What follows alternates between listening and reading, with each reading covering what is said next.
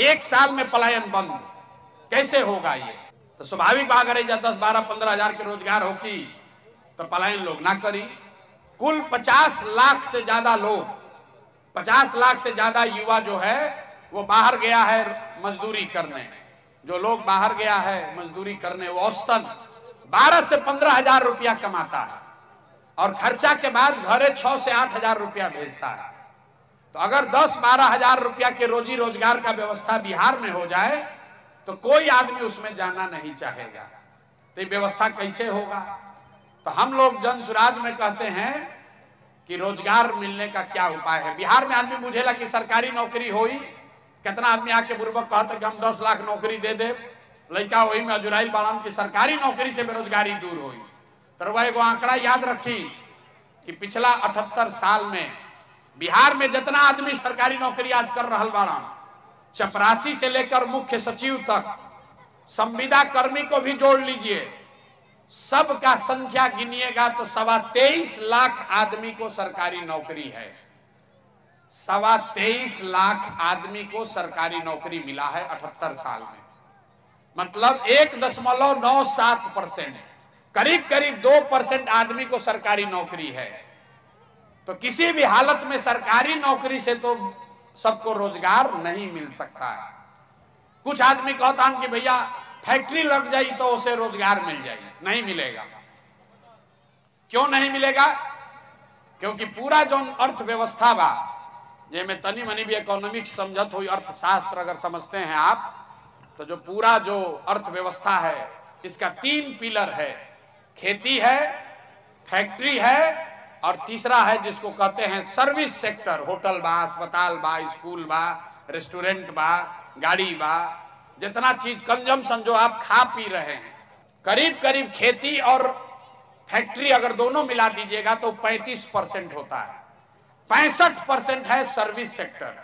Saloon कोई खोला है, कोई मिठाई का दुकान खोला है, कोई रेस्टोरेंट चला रहा है, कोई स्कूल चला रहा है, कोई अस्पताल चला रहा है, कोई टैक्सी का धंधा किया है, ये सब सर्विस सेक्टर है। तो 100 रुपया के अर्थव्यवस्था में 65 रुपया ये सर्विस सेक्टर है। और सर्विस सेक्टर में सबसे ज्यादा जरूरत क्या है? आपके पास पूंजी होना चाहिए। पैसा रही तबे ना रवा रोजी रोजगार करब। तो बिहार में पूंजी का बहुत बड़ा अभाव है। यहां लोगों के पास पूंजी नहीं है। आपको लगता है कि यहां लोगों का पलायन होता है। लोगों का पलायन इसलिए हो रहा है कि यहां से पूंजी का पलायन हो रहा है। एजा बैठल इतना आदमी बाड़न, बहुत विद्वान लोग भी बैठे हुए होंगे, आपको यह शायद पता नहीं है कि बिहार से हर साल 2.5 लाख करोड़ रुपया, 2.5 लाख करोड़ रुपया बैंक, जो आप और हम अपने बैंक में यहां जमा करते हैं, 2.5 लाख करोड़ रुपया बैंक वाला बिहार से बाहर भेजता है। गुजरात में, तमिलनाडु में, उत्तर प्रदेश में, कर्नाटक में, आंध्र प्रदेश में। ये आंकड़ा कहां से बा? रिजर्व बैंक ऑफ इंडिया बताता है। बैंक जो है, बैंक का जिम्मेवारी है कि जितना रुपया आप बैंक में जमा कीजिएगा उसका 70% पैसा आपको, समाज को ऋण के तौर पर मिलना चाहिए, जिससे आप घर बना सकें, गाड़ी खरीद सकें, धंधा रोजी रोजगार कर सकें। तो पूंजी का यही 2 स्रोत है। पूंजी आदमी के पास कहां से आता है? जो पैसा आप कमाते हैं, जो खर्चा के बाद बच गया वो आपका पूंजी हुआ, और दूसरा पूंजी का स्रोत है जो बैंक से कर्जा लिए, वो आपका पूंजी है। मान ली कि रुआ घर बनावता नहीं, 1 लाख रुपया रुआ बचत कैले बानी, 4 लाख रुपया बैंक से लेनी तो 5 लाख के घर बनावता नहीं, फिर धीरे धीरे कर्जा वापस करब। तो ये जांचने के लिए रिजर्व बैंक ऑफ इंडिया एक आंकड़ा जारी करता है जिसको कहते हैं CD रेशियो। सबके ना भी बुझाई तर बुझी कि एगो आंकड़ा होला कि कितना रुपया बैंक में जमा भइल और कितना रुपया बैंक वाला लोन के तौर पर समाज को दिया। देश में कानून है, संविधान है कि बैंक में अगर 100 रुपया जमा हो तो 70 रुपया बैंक को वापस समाज को देना है, धंधा के लिए, रोजी रोजगार के लिए, घर बनाने के लिए, गाड़ी खरीदने के लिए। बिहार में बैंक वाला देता है कितना? 40 रुपया। बाकी पैसा कहां जाता है? बाकी पैसा बैंक वाला उस राज्य में भेजता है जहां पर रोजी रोजगार हो रहा है, गुजरात में, कर्नाटक में, तमिलनाडु में। पिछला साल रवा बुझाता बिहार में इतना गरीबी बा आदमी सोचा था कोई बाहर से आई तो फैक्ट्री लगा दी, तो कोई फैक्ट्री लगाई तो 2-4-10 हजार करोड़ रुपया लगाई। पिछला साल बिहार के गरीब जनता ने बैंक में पैसा जमा किया 4,21,000 करोड़ रुपया। ध्यान से समझिए, जितना बैंक बिहार में है इसमें हम लोग मिलकर पैसा जमा किए 4,21,000 करोड़। अब बैंक वाला पैसा आपको लोन पर कितना दिया? 1,61,000 करोड़। बाकी पैसा कहां गया? बाकी पैसा बैंक वाला दूसरे राज्य में भेज दिया। अगर 70% सीडी रेशियो होता तो बिहार में 2,80,000 करोड़ रुपया आपको लोन के तौर पर मिलता। तरुआ जो घर आज 4 कमरा के बनैले बानी 8 कमरा के बनी थी। आप एगो छोटा सा रेस्टोरेंट चला रहे हैं तो बड़ा रेस्टोरेंट चलाने लगते, छोटा व्यापार कर रहे हैं बड़ा व्यापार करने लगते, खेती में ज्यादा पैसा इन्वेस्ट कर सकते थे। ये जो हर साल 2-2 लाख करोड़ रुपया गया, तो 1990 में जब लालू जी मुख्यमंत्री भइलन तब से लेके पिछला साल तक बिहार से 26,35,000 करोड़ रुपया आपका हमारा पैसा बैंक वालों ने दूसरे राज्य में भेज दिया। 50 लाख आदमी गइलन, लेकिन 26 लाख करोड़ रुपयों इजा से चल गई। तो ये पूंजी का पलायन है। अब आप कहिएगा भैया ये रउआ कौन नया ज्ञान देता? नहीं, बिहार में तो कोई बातें नहीं करते कर। ई कौन पलायन है? 26 लाख करोड़ रुपया आपका हमारा बैंक वाला दूसरे राज्य में भेज दिया। आप अंदाजा लगाइए, अगर 26 लाख करोड़ रुपया बिहार में इन्वेस्ट होता तो यहां पर कितना रोजी रोजगार पैदा होता। और ऐसा नहीं है कि बैंक का मनमर्जी है कि आप कितना पैसा लोन दीजिएगा। आपके जानकारी के लिए बता दें, देश के स्तर पर एक कमेटी होती है जिसका चेयरमैन होता है खुद प्रधानमंत्री, और हर 15 दिन पर यह आंकड़ा देखा जाता है कि बैंक में कितना रुपया जमा हुआ, बैंक वाला कितना लोन दिया। बिहार में राज्य के स्तर पर उस कमेटी का चेयरमैन होता है मुख्यमंत्री। लेकिन जैसे बिहार में सीओ, बीडीओ, डॉक्टर, दरोगा मुख्यमंत्री के बात नहीं कन सुनत, वैसे बैंक वाला भी उनकर बात नहीं के सुनत। अब बिहार में आदमी के कर समझ भी नहीं थे। आज तक आप कहीं किसी सभा में ये नहीं सुने होंगे कि भैया पूंजियों के पलायन बिहार से होता। जे जैसे फिनांस मिनिस्टर बा ओकरा से पूछब कि भाई प्रशांत किशोर कह रहा है कि 26 लाख करोड़ रुपया यहां से चला गया, तो कहेगा ये क्या होता है? तो जन सुराज का मंत्र यह है कि अगर बिहार में 70% जो राष्ट्रीय औसत है, अगर बैंक के साथ मिलकर सीडी रेशियो को सुधार दिया जाए तो हर साल 2.5 लाख करोड़ रुपया एक्स्ट्रा पैसा यहां पर लोगों को मिलने लगेगा, घरे घर रोजी रोजगार होने लगेगा। तो ये जन सुराज का पहला मंत्र है घरे घर रोजगार देने का। दूसरा मंत्र ये है कि मनरेगा को सीधे खेती से जोड़ा जाए। जन सुराज ने कहा कि जितना आदमी धान गेहूं के खेती करता, अगर आप ये धान गेहूं का मकई का खेती छोड़ के आप अगर नगदी फसल का खेती कीजिए, मसाले का खेती कीजिए, सब्जी का खेती कीजिए, लहसुन प्याज उगाइए, मसाला उगाइए, तो आपको मनरेगा के तहत मुफ्त मजदूर दिया जाएगा। एक फायदा क्या होई कि रउआ मजदूर मिल जाए यहाँ मुफ्त में, मनरेगा के चोरी हो जाए बंद, 1 रुपया हमनी के लागी ना, कहे से कि मनरेगा के पैसा दिल्ली से आवता। आ जौन मजदूर रउआ के दियाई 2 बीघा पर, तो रउआ ओकरा से काम कराई। अभी तक का होता कि जितना नीचे पंचायत वाला 40% चोरी करके मनरेगा के लूट मचल बा। तो जो कृषि का पलायन है, एक और लोग जाता पंजाब में, हरियाणा में खेती मजदूरी करे, आ एजा जे खेती करता वो कहता भैया का है पहले खैनी खेती करत रही, पहले प्याज उगावत रही, लेकिन मजदूर मिलते नहीं, कहीं से खेती बंद कर देनी। तो हम लोग कह रहे हैं कि अगर जो कृषि का मजदूर है उसका पलायन रोकना है तो मनरेगा को कृषि से जोड़ दीजिए, किसान को फायदा होगा, किसान को मजदूर मुफ्त हो जाएगा, और लाखों लोग जो जा रहा है पंजाब में हरियाणा में खेत काटने, वो बिहार में ही काम करने लगेगा। और तीसरा जो काम हम लोग कर रहे हैं, तीसरा जो रोजगार का पलायन रोकने का तरीका बताया, दुनिया में जितना अर्थशास्त्री बाड़न, एगो स्कीम कहल जाला इंटरेस्ट सबवेंशन। कर्ज काहे ना लिहिला? कर्ज से ज्यादा लोग ब्याज से डरते हैं। भैया कर्जा 1 लाख रुपया दे, 10,000, 12,000, 15,000 रुपया ब्याज लागी, तो आदमी डर के मारे बिजनेस व्यापार करने से आदमी डरता है। तो इसलिए हम लोग इस इंटरेस्ट सबवेंशन स्कीम का बात कर रहे हैं। मतलब रउआ 1 लाख रुपया बैंक से लोन ले तरुआ के कहल जाते कि खाली ऊपर ब्याज 4 रुपया दी, 6 रुपया सरकार के ओर से दिहल जाए, ताकि जितना युवा बारन महिला लोग बा घरे घर लोग लोन ले 1 लाख रुपया 2 लाख रुपया लेके छोटा छोटा काम करो और ब्याज 4 रुपया लागो। इससे फायदा का होई? फायदा ये होई कि बजट से मान ले कि 1 लाख करोड़ रुपया अगर लोन लोग ले लिया तो सरकारी खर्चा आएगा खाली 6000 करोड़ रुपया।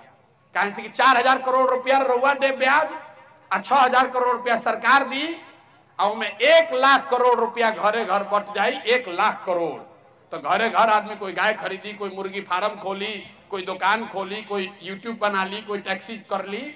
तो ये 3 चीज हम लोग करेंगे।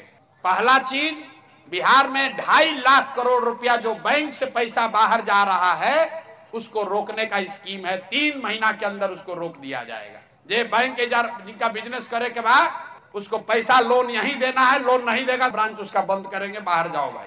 अगर बिहार में पैसा जमा हो रहा है तो बिहार में लड़कों को लोन मिलना चाहिए। दूसरा बात, मनरेगा को सीधा कृषि से जोड़ा जाएगा।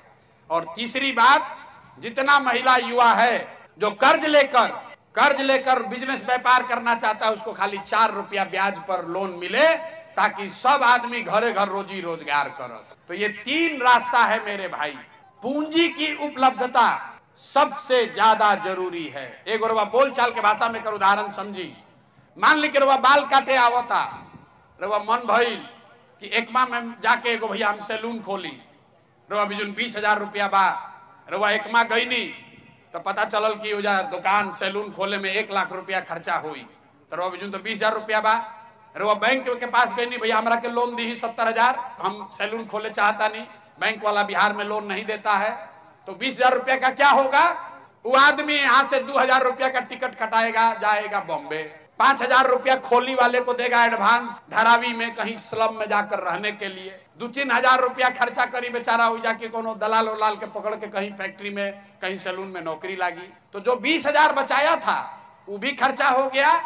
और जो आदमी यहाँ सैलून चला सकता था, 4 आदमी को रोजगार दे सकता था, अपने परिवार के लिए 20,000 रुपया कमा सकता था, वो यहाँ पर एगो छोटा मोटा व्यवसायी हो सकता था, वो जाकर बॉम्बे में मजदूर बन गया।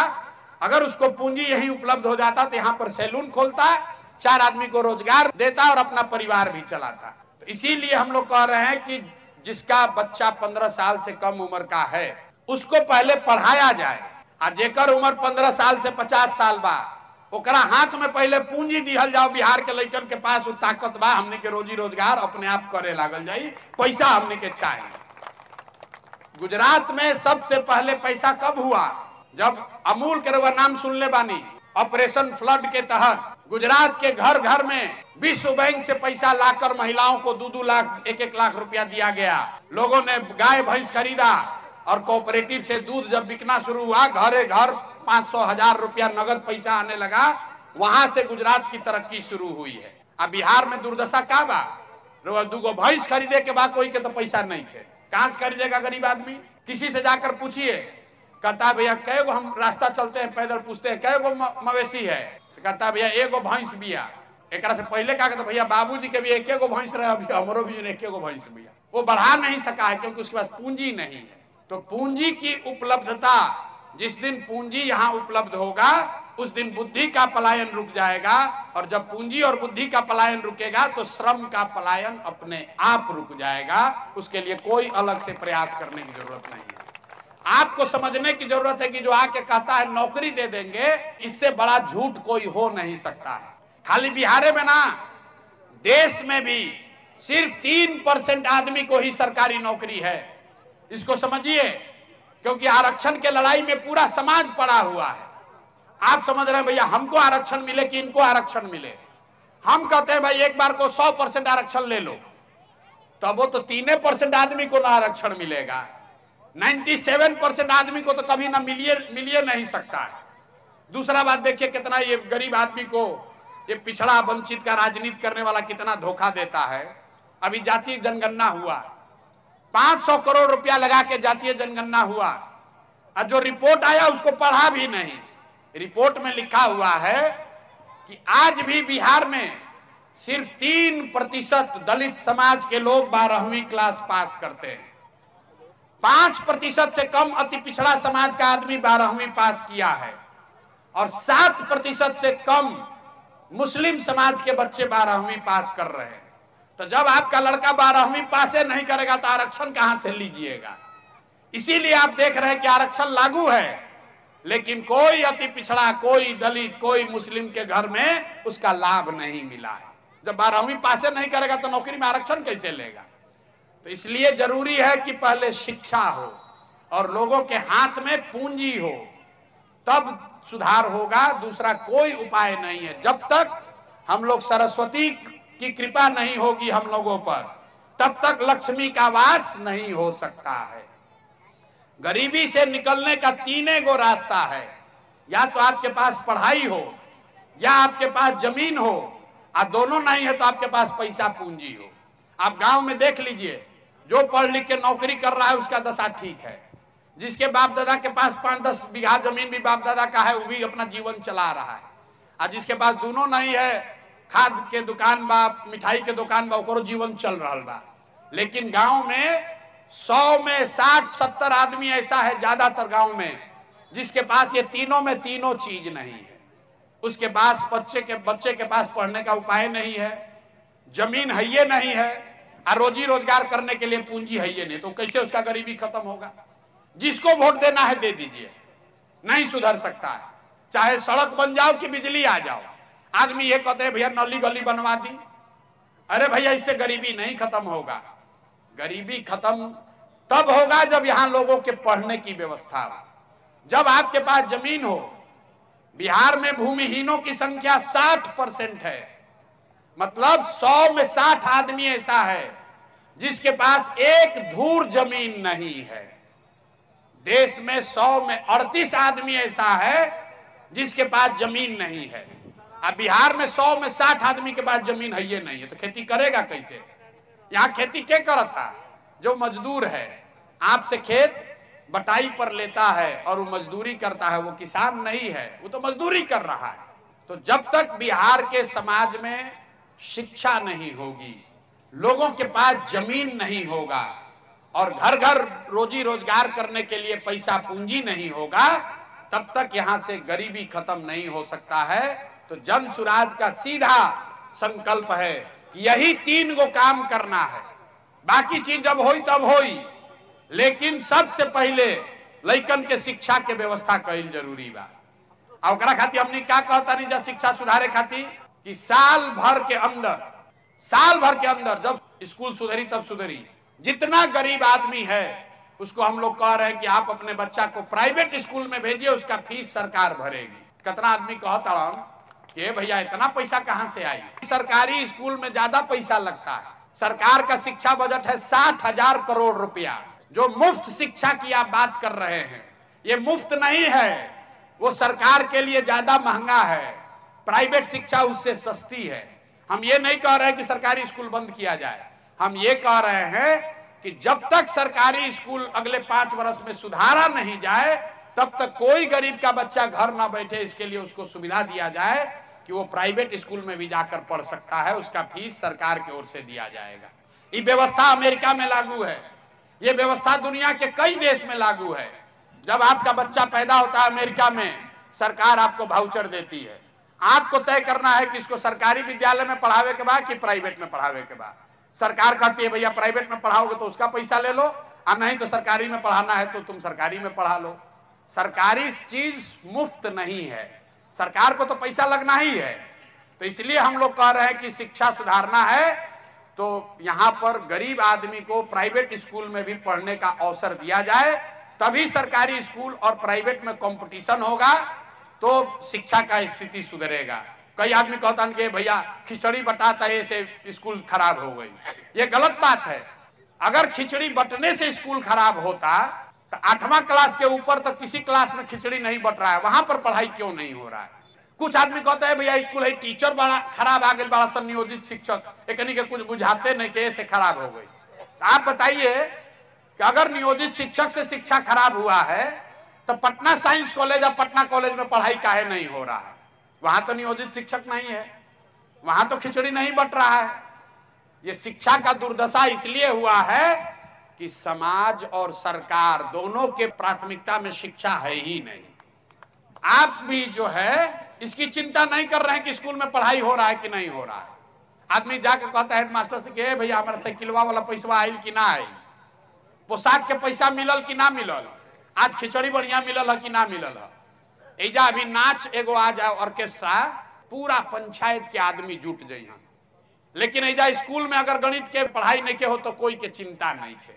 समाज बिल्कुल सोचता है भाई पढ़े ना पढ़े क्या फायदा है, चलो इसे हमको मजदूरे बनना है लड़का को। और सरकार भी ये सोच रहा है कि अरे मास्टर साहब लोग को इतना पैसा देता नहीं जा, मास्टरवा पढ़ावत तो नहीं खसन, तो चलो एक से कुछ कामे करा लिया जाओ, तो चलो भाई वोटर लिस्ट बनाओ, कुछ नहीं के तो स्वच्छता मिशन चलाओ। तो सरकार और समाज दोनों की प्राथमिकता में शिक्षा नहीं है, इसीलिए ये पतन हुआ है। तो जब तक समाज ये नहीं समझेगा, अगर आप सनातन के मानने वाले हैं, हिंदू धर्म को भी मानते हैं, तो आपको ये समझ होना चाहिए कि बिना सरस्वती के कृपा के कुछ जीवन में हासिल नहीं हो सकता है। अगर लक्ष्मी आ भी जाएंगी तो भी कुछ नहीं कर पाइएगा। जब आपका बच्चा पढ़ेगा ही नहीं तो मजदूर नहीं बनेगा तो कलेक्टर बनेगा, सरकार खोई के बन जाओ, अरे कोई विधायक बन जाए, अगर आपका बच्चा पढ़ा नहीं है तो उसको कोई डॉक्टर इंजीनियर कलेक्टर नहीं बना सकता है। इसलिए पढ़ाई के प्रति समाज में जागरूकता होगी तभी सुधार होगा। 65 में इजा कांग्रेस के सरकार हारल, कर्पूरी ठाकुर के समाजवादी सरकार सब बनल। अब 65 में तमिलनाडु में भी क्रांति भइल, द्रविडियन आंदोलन के बाद वहां कामराज मुख्यमंत्री बने। दोनों में फर्क क्या हुआ, यहां पर आरक्षण की लड़ाई में हम लोग लग गए, सामाजिक न्याय समाजवाद का बात किए, और कामराज ने कहा कि जितना तमिलनाडु में महिलाएं हैं, बच्चियां हैं, उसको पढ़ाना हमारी सबसे बड़ी प्राथमिकता है। तो तमिलनाडु में सब बच्चियों के पढ़ा दिया गया, इतना कि सुन ले केरल में 100% आदमी सबसे पहले साक्षर हो गया। तमिलनाडु में घरे घर स्कूल खुलवाया कामराज ने, वही शिक्षा में जो इन्वेस्टमेंट किया उसी का लाभ आज उठा रहा है।